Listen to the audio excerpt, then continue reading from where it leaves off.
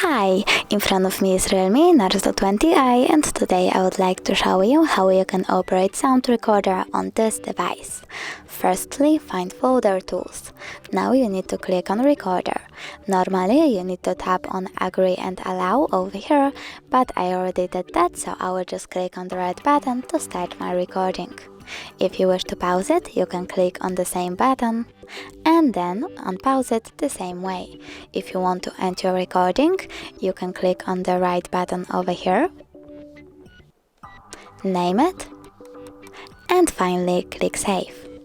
As you can see, my recording was successfully made and saved, but if you want to delete it, all you need to do is hold it, click on the bin icon at the bottom right corner and just delete all recordings. Thanks so much for watching. If you enjoyed this video, smash that like button, comment and subscribe. Bye!